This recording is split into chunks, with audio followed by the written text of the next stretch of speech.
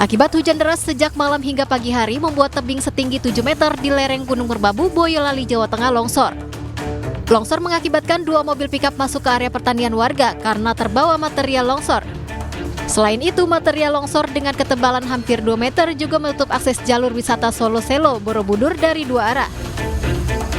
Tidak ada korban luka maupun jiwa dalam kejadian ini. 1 unit alat berat milik BPBD Kabupaten Boyolali dikerahkan untuk menyingkirkan material longsor yang menutup jalan sepanjang 75 meter agar jalur segera bisa dilalui. Menutup akses Jalan Raya Solo Selo Borobudur atau SSB ini memutus akses lalu lintas sehingga saat ini lalu lintas kendaraan tidak bisa bergerak baik dari arah Solo ke Magelang atau Magelang ke Solo. Sementara data dari BPBD setempat, ada beberapa titik kejadian tanah longsor di sepanjang jalan Solo Selo Borobudur tersebut. Dari Boyolali, Jawa Tengah, Tata Rahmanta, iNews melaporkan.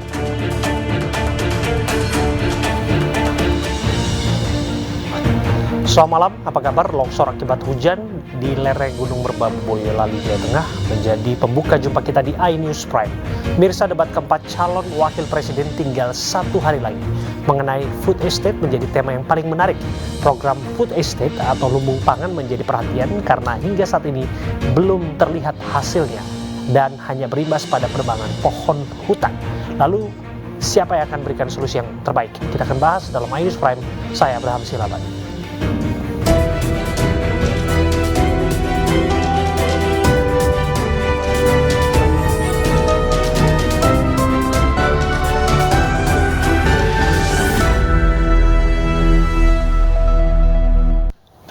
Diguyur hujan dan angin sejak Kamis malam, alat peraga kampanye sejumlah calon anggota legislatif berjatuhan di sebuah taman di Jalan Ampera Raya, Pasar Minggu, Jakarta. Di bawah pengawasan Bawaslu Kota Jakarta Selatan, perwakilan partai politik merapikan dan mencopot alat peraga kampanye yang dinilai membahayakan.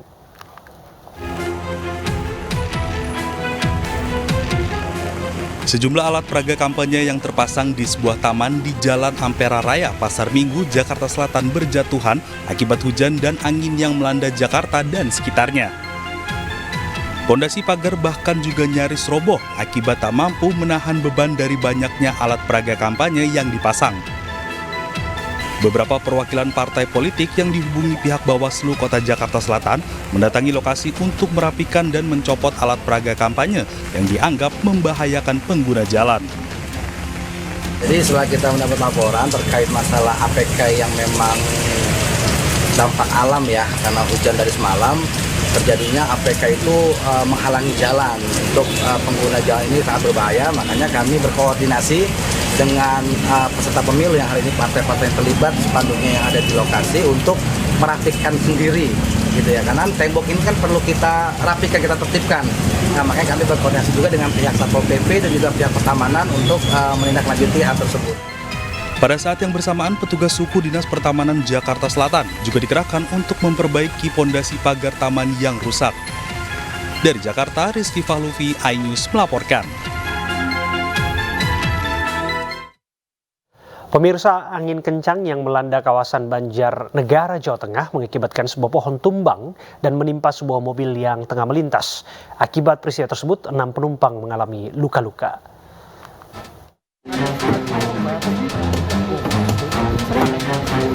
Hujan deras yang disertai angin melanda kawasan Desa Grogol, Kecamatan Pajawaran, Banjarnegara, Jawa Tengah.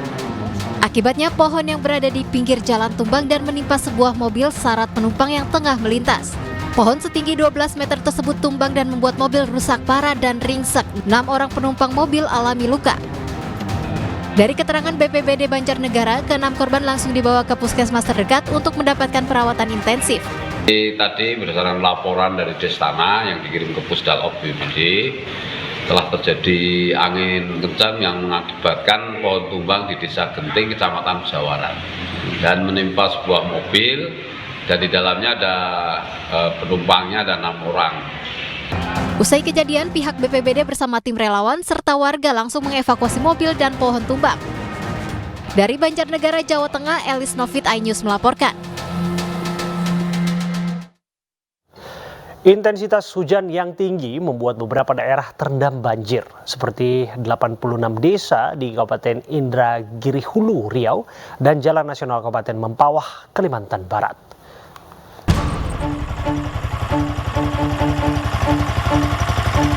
Banjir sudah merendam hampir 75% wilayah di Kabupaten Indragiri Hulu, Riau. Banjir terparah terjadi di Desa Rawa Sekip dan Desa Rawa Asri, Kecamatan Kula Cinaku, Indragiri Hulu. Di dua desa ini, ratusan rumah warga terendam banjir dengan ketinggian air bervariasi, mulai dari setengah meter hingga 1 meter lebih. Banjir merendam 86 desa dari 14 kecamatan sejak 22 Desember 2023 lalu. Pemerintah setempat bersama pihak kepolisian juga sudah memberikan bantuan paket sembako kepada masyarakat yang terdampak banjir. Dari 14 kecamatan itu sudah ada 13 kecamatan yang terendam, namun 2 kecamatan ini seperti Batang Gansal dan juga Batang Cenaku itu banjirnya tidak dipengaruhi oleh aliran sungai kita, namun dipengaruhi oleh curah hujan. Namun alhamdulillah sampai dengan hari ini 2 kecamatan itu sudah surut. Laporan dari masyarakat ya, karena rumahnya ada banyak yang kemasukan air sehingga mereka ada yang mengungsi. Sementara itu, banjir di Kecamatan Sungai Pinyuh, Kabupaten Mempawah, Kalimantan Barat belum juga surut. Bahkan jalan nasional masih terendam banjir.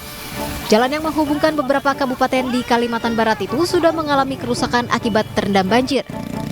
Pengendara motor yang nekat melintas banyak yang mengalami mati mesin. Warga berharap ada solusi dari pemerintah agar daerah ini tidak terendam banjir ketika musim hujan. Tim Liputan iNews melaporkan. Pemirsa, 1 dari 2 korban meninggal dunia akibat kecelakaan bus pariwisata di Jalan Tol Ngawi, Jawa Timur, Jumat siang dimakamkan. Korban meninggal setelah sempat mendapatkan perawatan medis di rumah sakit karena mengalami luka berat.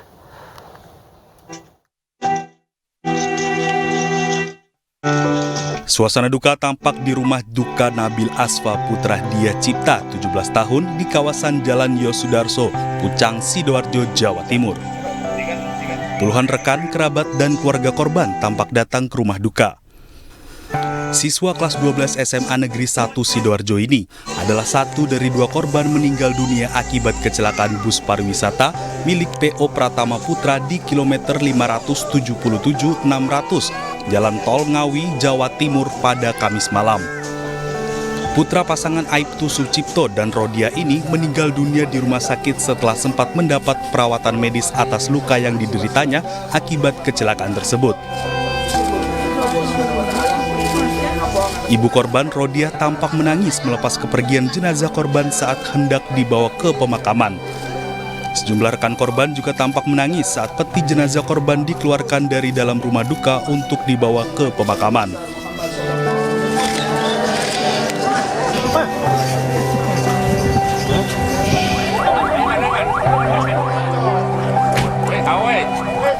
Sebelumnya, korban bersama ratusan siswa lainnya hendak pulang setelah kunjungan kampus di Yogyakarta. Ironisnya, di lokasi kejadian, bus yang ditumpangi korban mengalami kecelakaan di Tol Ngawi yang menyebabkan korban meninggal dunia. Ini turut kita atas meninggalnya anak kandung anggota kami atas nama Aibtu Sucipto, anggota unit patroli Polsek Candi, atas musibah yang terjadi, yaitu kecelakaan lalu lintas yang terjadi di Jalan Tol Ngawi. Tentunya kami atas nama keluarga besar Polres Sidoarjo khususnya turut berbelasungkawa atas meninggalnya almarhum atas nama Nabila. Selain menyebabkan 1 siswa peserta rombongan meninggal dunia, dalam kecelakaan tersebut tercatat ada 1 korban meninggal lainnya yang merupakan salah satu guru yang berada 1 bis dengan korban. Dari Sidoarjo, Jawa Timur, Pramono Putra, iNews melaporkan. iNews Prime akan kembali saat lagi untuk Anda, tetaplah bersama kami.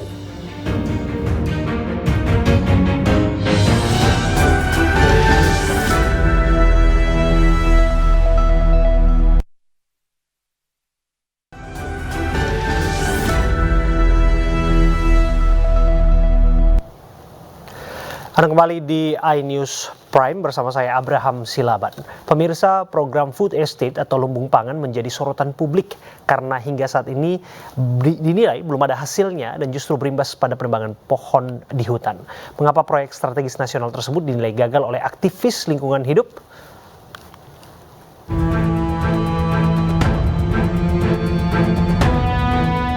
Program Food Estate atau lumbung pangan menjadi perhatian lantaran hingga saat ini belum ada hasil dan hanya berimbas pada penebangan pohon hutan. Diketahui Food Estate merupakan proyek strategis nasional atau PSN tahun 2020 sampai 2024. Proyek dirancang pemerintah sebagai antisipasi krisis pangan akibat pandemi COVID-19 dan meningkatkan kesejahteraan petani. Implementasi pengembangan food estate telah diawali dengan membangun food estate di Kalimantan Tengah, Sumatera Utara, dan Nusa Tenggara Timur sejak 2020 dan direncanakan akan terus dikembangkan. Dalam pelaksanaannya, proyek food estate melibatkan sejumlah kementerian, yakni Kementerian Pertanian, Kementerian PUPR, dan Kementerian Pertahanan. Di tahun 2024, anggaran proyek food estate lebih dari 100 triliun rupiah. Namun hingga kini hasil tak kunjung terlihat. Aktivis lingkungan hidup Walhi menilai proyek food estate dibuat tanpa perancangan matang dan bisa menyebabkan kerusakan serta bencana alam seperti banjir dan kebakaran hutan. Serta sekitar 3 juta hektar hutan akan hilang karena pembukaan lahan. Selain itu, food estate juga berdampak sosial seperti relokasi masyarakat lokal, perubahan pola penggunaan lahan, serta potensi konflik antar pemilik lahan dengan pemerintah.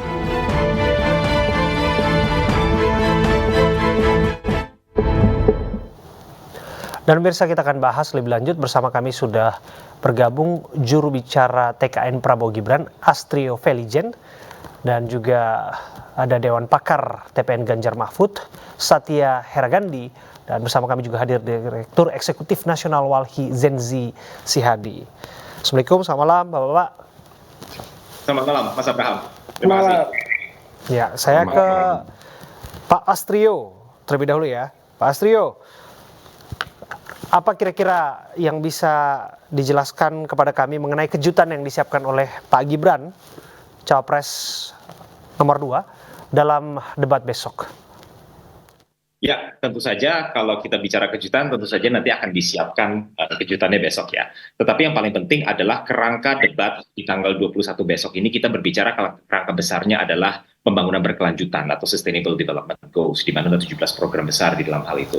Kalau kita berbicara specifically tentang pembangunan yang berkelanjutan, maka prinsip utamanya adalah bagaimana caranya setiap negara, terutama Indonesia, bisa mencapai target pertumbuhan ekonomi yang memang kita targetkan, terutama demi menyambut Indonesia Emas di tahun 2045, tetapi dengan catatan bahwa kita melakukan hal tersebut dengan bertanggung jawab, terutama dari segi lingkungan. Lalu kalau kita masuk ke beberapa isu secara spesifik, tentu saja kita berbicara beberapa urgensi yang kita hadapi hari ini, Mas Abraham. Pertama adalah kita mengalami masalah krisis pangan. Ancaman krisis pangan ini disebabkan oleh beberapa hal. Pertama ini tentu saja adalah karena perubahan iklim yang kita alami, di mana hari ini kita baru saja mengalami di Indonesia ada El Nino yang berkepanjangan. Lalu kita juga mengalami alih fungsi lahan pertanian menjadi non pertanian sebanyak kurang lebih 100.000 hektar per tahun. Lalu yang terakhir adalah kita juga mengalami situasi geopolitik yang tidak tentu.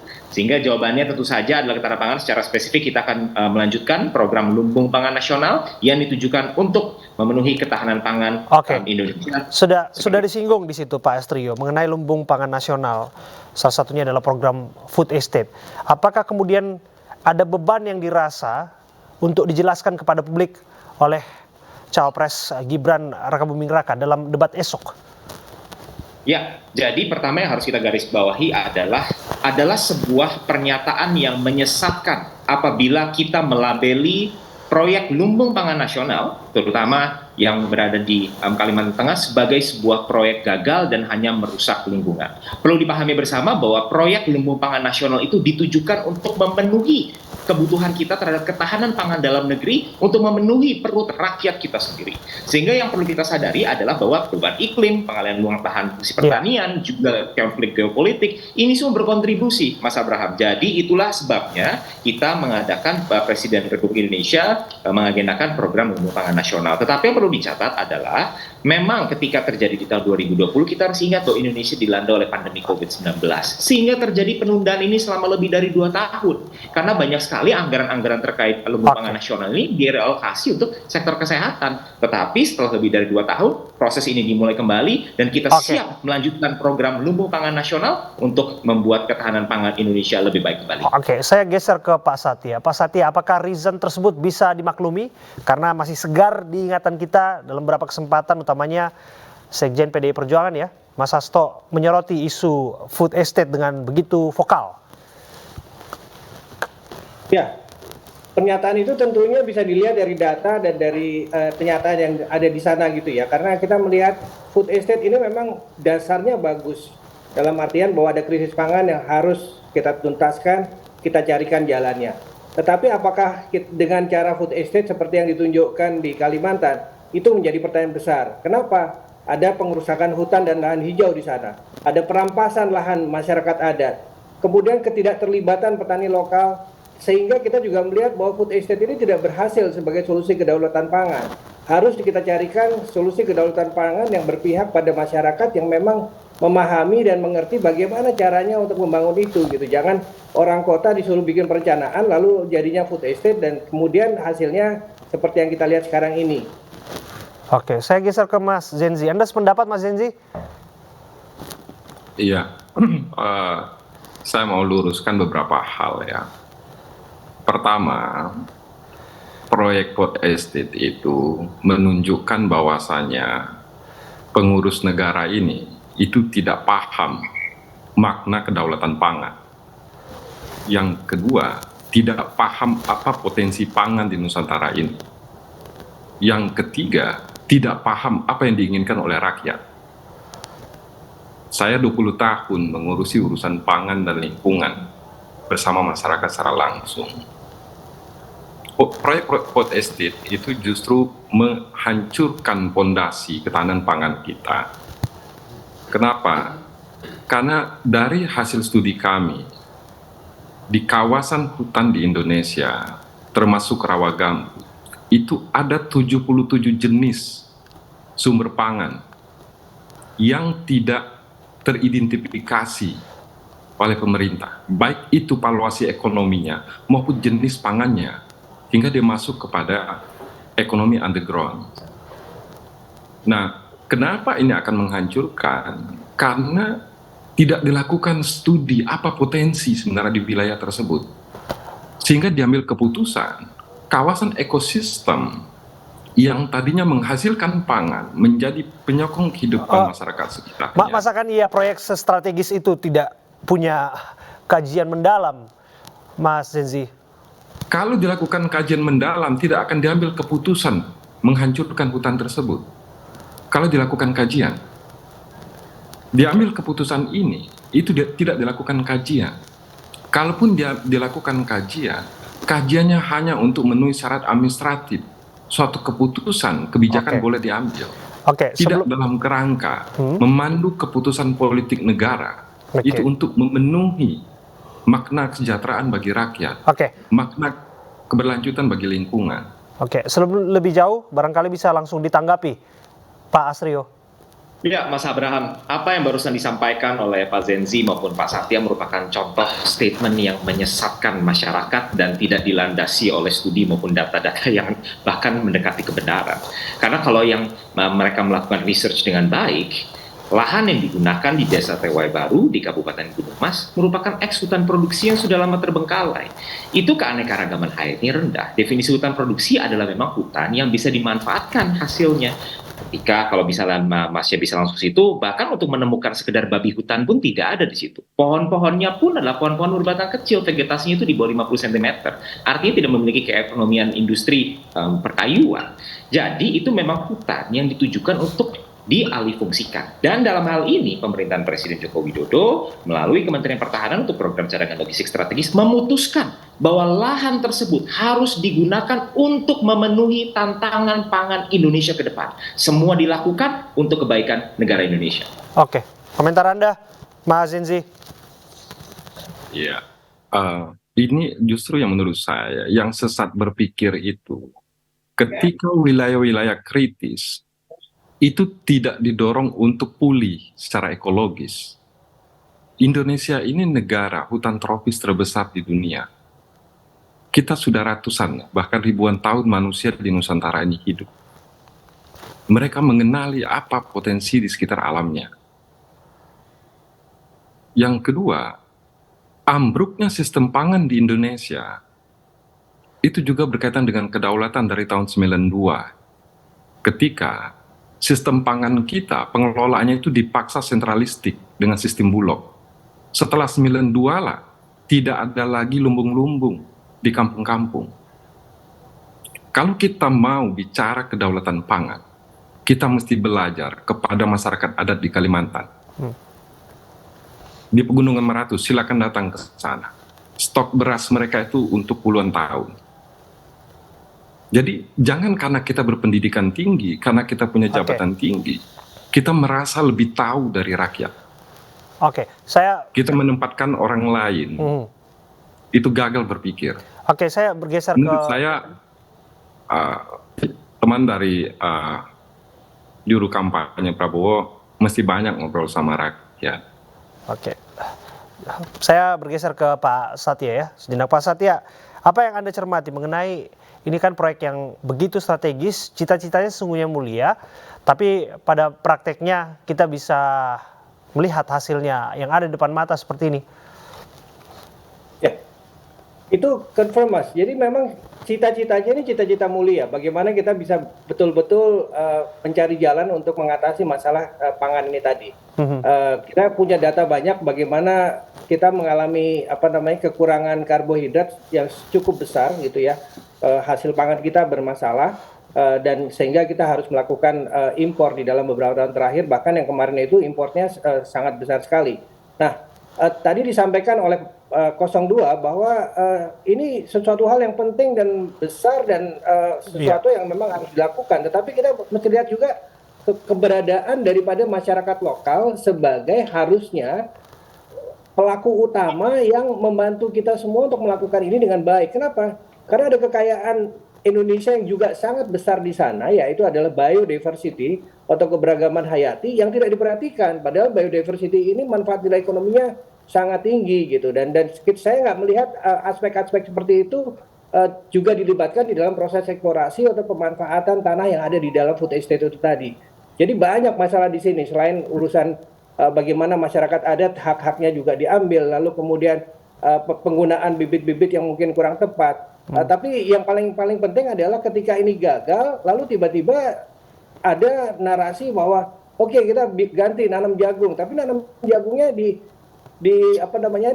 tempat-tempat ya bukan di tanahnya gitu, tapi di kantong-kantong plastik gitu. Jadi kita lihat loh ini apa ini gitu. Ya barangkali poinnya adalah berharap kemudian ataupun berorientasi pada hasil ini. Pak Felijen, barangkali bisa dijelaskan kembali mengenai anggaran yang tidak sedikit kemudian berharap hasilnya bisa kembali, dan kemudian juga disebutkan tadi ada fenomena kearifan lokal yang seharusnya bisa dilibatkan di sana. Ya, kita berbicara dulu pada postur anggaran ya. Sampai hari ini tidak ada sepeser pun anggaran yang diterima oleh Kementerian Pertahanan terkait proyek lumbung pangan nasional di Desa Tuwai Baru. Proses land clearing, proses land preparation, proses uji coba penanaman, itu semua dilakukan oleh berbagai kementerian seperti Kementerian PUPR, Kementerian Pertanian, dan bahkan kita juga dibantu oleh Universitas Pertahanan. Jadi tidak ada sepeser pun anggaran yang telah turun. Yang kedua adalah, ini mungkin yang membedakan ya Mas ya, bahwa ketika Mas Satya bisa dengan sangat mudah mengatakan hal tersebut, mungkin saya yakin Mas Satya nggak pernah ke situ. Karena di situ tidak ada yang namanya masyarakat hutan adat maupun tanah adat yang dilanggar, itu tidak ada. Seperti yang saya sampaikan, di lahan di Tuwai Baru itu merupakan lahan eks hutan produksi yang sudah lama terbengkalai. Jadi itu bukan hutan adat, Mas, itu salah kaprah sama sekali. Lalu yang terakhir adalah tenaga kerja yang digunakan, mitra-mitra yang digunakan di lokasi lumbung pangan nasional di Tuwai Baru merupakan mitra-mitra dari warga sekitar. Lalu yang terakhir yang kita paling penting adalah solusinya apa? Kita hari ini mengalami kondisi Indonesia hampir 100.000 hektar lahan pertanian beralih fungsi. Sedangkan kita masih bertumbuh sekitar 3 juta per tahun. Memang gampang sekali kalau detik. Tapi solusinya apa? Kalau kita terus bertahan pada laju seperti ini tanpa mengenalkan solusi yang baru, maka dijamin Indonesia ke depannya akan mengalami krisis pangan dan kita akan mengalami ketahanan pangan dan rakyat akan kelaparan. Sepertinya ini yang diinginkan oleh Mas Zenzi maupun Pak Satya, rakyat kita kelaparan. Tapi Prabowo Gibran tidak sudi melihat rakyat Indonesia untuk kelaparan, maka daripada itu ketahanan pangan harus kita gaungkan. Oke, bagaimana tanggapan Anda, Pak Satya? Saya dulu ya. Silakan Mas Zenzi, saya nanti ke Pak Satya. Iya. Sungai itu ada muara, ada mata airnya. Begitu juga dengan persoalan. Ada persoalan itu ada sumbernya. Kenapa lahan pertanian di Indonesia itu berubah? Itu karena lahan persawahan itu dipaksa oleh pemerintah menjadi perkebunan kelapa sawit. Yang kedua, kenapa masyarakat merubah lahan persawahannya menjadi peruntukan lain? Karena sumber irigasinya, sumber airnya, hutannya juga dirubah menjadi sawit dan tambang. Artinya kalau kita mau menghentikan laju perubahan fungsi persawahan, yang harus diurus itu kebijakan yang menjadi penyebabnya. Oke. Yang kedua, yang harus dihitung juga adalah populasi Indonesia ini, dia akan bertambah 2 kali lipat setiap 45 tahun. Sedangkan lahan kita itu tidak bertambah. Nah, untuk memenuhi pangan Indonesia di masa depan supaya berdaulat, kajiannya itu harusnya diawali dari sini. Oke. Dan masyarakat Indonesia ini punya sistem pertanian. Oke. Dan satu, saya mau ingatkan juga, sampai dengan tahun 92, Indonesia penghasil kedelai. Semenjak diseragamkan sistem pertanian wajib tanam 2 kali setahun, masyarakat tidak lagi menanam palawija di musim panas di sawahnya. Itu karena keinginan bottom up dari pemerintah. Oke, siap. Ini karena tidak mengikuti apa poinnya kita tangkap. Terakhir, Pak Satya, saya janji kepada Anda untuk berikan waktu. Singkat saja karena waktu kita terbatas. Terima kasih. Kita harus melihat tadi pernyataan dari 02 bahwa kita fokus pada area yang saya disuruh datang ke sana gitu. Tetapi kalau dilihat datanya luasan lahan food estate nggak cuma di tempat itu gitu. Di Kalimantan Tengah itu ada 168.000 hektar. Sumatera Utara ada 30.000 hektar. Di Papua ada 3,2 juta hektar area of interest untuk food estate. Kabupaten Merauke ada 1.282 hektar. Dan Kabupaten Bovendigul 166.000 hektar, Kabupaten Gunung Mas ada 31.000 hektar. Nah, ini yang menjadi pertanyaan. Dengan semua ratusan ribu hektar, bahkan jutaan hektar, kalau dibilang bahwa itu tidak menyentuh hak masyarakat adat, tidak punya permasalahan agraria, land reform dan lain sebagainya, ya nggak mungkin lah gitu. Nah, kalau kami melihat bahwa sebenarnya di Indonesia ini masih banyak area-area subur yang bisa secara langsung kita lakukan sesuatu di sana. Ya, terima kasih sekali lagi Bapak-Bapak. Kita akan lihat seperti apa nanti, tentu saja adu gagasan, adu argumentasi antara calon wakil presiden yang akan digelar tentu saja dalam debat keempat KPU minggu ya, lusa. Terima kasih Pak Astrio Felijen, terima kasih Pak Satya Hargandi dan juga Mas Zenzi Suhadi. Pemirsa, calon presiden Partai Perindo nomor 3 Ganjar Pranowo belusukan ke peternak ayam petelur di Desa Bendo, Kabupaten Magetan, Jawa Timur. Ganjar hadir untuk menyerap aspirasi para peternak.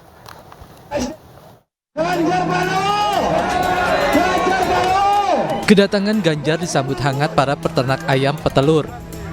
Ganjar langsung berkeliling masuk ke dalam kandang ayam bersama dengan para peternak. Kehadiran Ganjar untuk mendengarkan aspirasi para peternak ayam.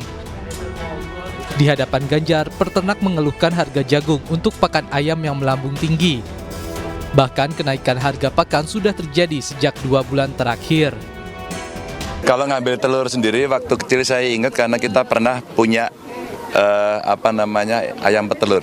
Jadi kalau pas panen, wah senang sekali. Makan telur itu menjadi kemewahan karena waktu kami masih kecil itu 1 telur dibagi 4. Tapi yang penting pada hari ini ada keluhan dari para peternak adalah jagung ya Pak ya. Harga jagung yang naiknya cukup tinggi dan itu cukup berat. maka rasa-rasanya petani perlu dibantu. Maka teman-teman yang punya kompetensi untuk membantu, segera bantu petani, peternak untuk mengadakan jagung. Caranya bisa macam-macam. Pemerintah pasti punya cara yang bagus untuk segera menurunkan. Kalau tidak, mereka peternak ini akan rugi. Ya. Padahal mereka sebenarnya dengan dikasih jagung saja, dia sudah punya kemampuan untuk bisa membuat pakan ternaknya sendiri, pakan ayamnya sendiri. Itu hanya butuh jagung, katul, konsentrat ya, dan dia bisa membuat sendiri sebenarnya. Maka rasa-rasanya butuh dukungan yang serius agar problem jagung itu bisa stabil, itu yang diharapkan mereka, sehingga dari sisi pakan akan mudah didapat oleh para ternak. Itu. Ganjar Pranowo mengajak semua pihak untuk membantu peternak ayam dalam menanggulangi mahalnya pakan ayam. Dari Magetan, Jawa Timur, Salam Rahmat, iNews melaporkan. Calon Presiden nomor urut 1 Anies Baswedan memulai rangkaian kampanye di Batam, Kepulauan Riau. Anies menyapa para pedagang dan relawan di Pasar Tos 3000 Jodoh.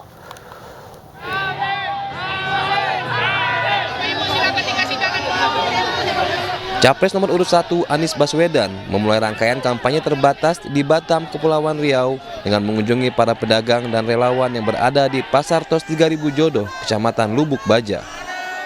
Kunjungan Anies ke pasar sentral di kota Batam ini mendapat sambutan meriah dari para relawan dan warga yang telah memadati area pasar sejak Jumat pagi.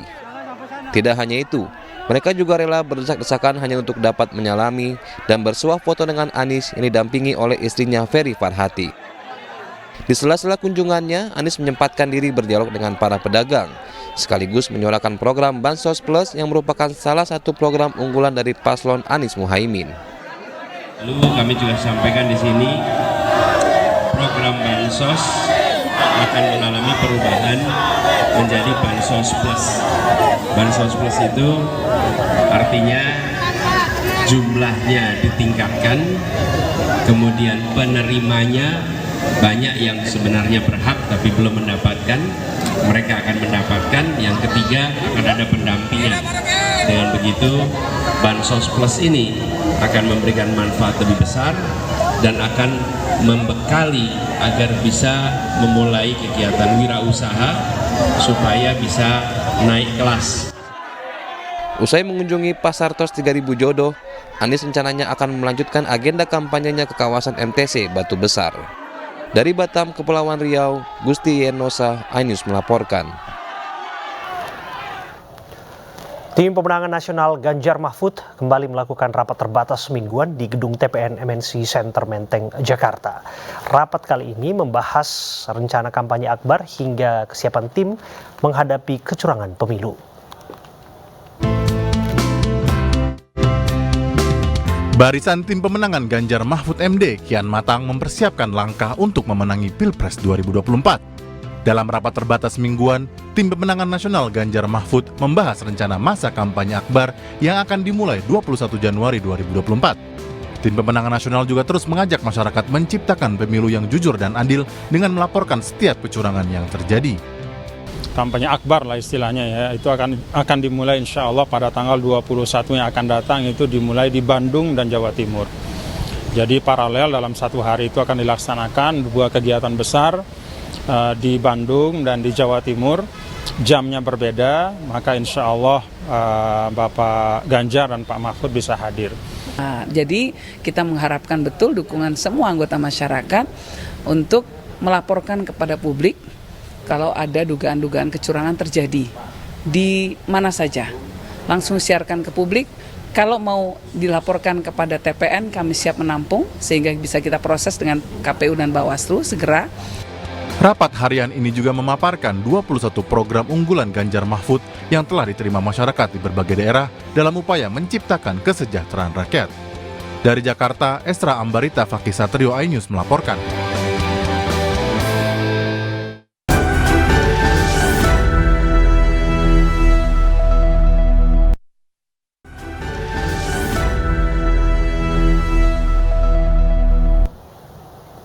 Pemirsa, Badan Narkotika Nasional bersama TNI, Polri, dan Bea Cukai berhasil menggagalkan penyelundupan narkoba jaringan internasional Malaysia dan Meksiko. 63 kg sabu dan 11 kg ganja kering berhasil disita dari 17 tersangka.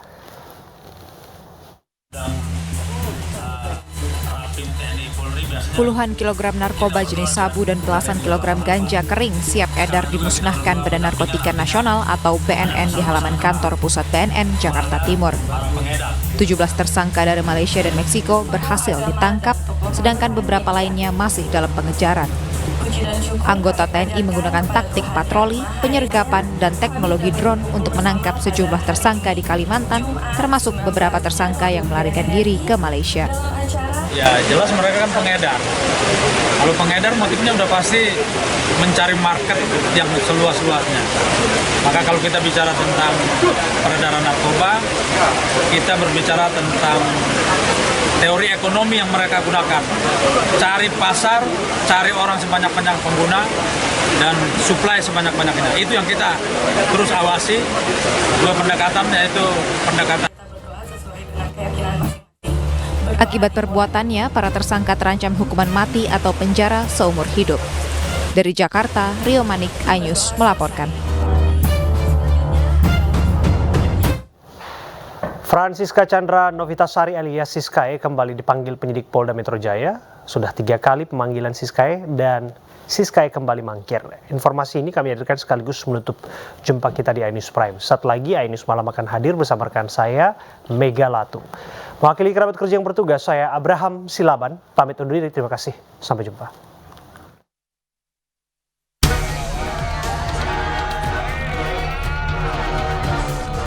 Francisca Chandra Novitasari alias Siskae kembali dipanggil penyidik Polda Metro Jaya dan telah ditetapkan sebagai tersangka terlibat dalam kasus produksi film porno.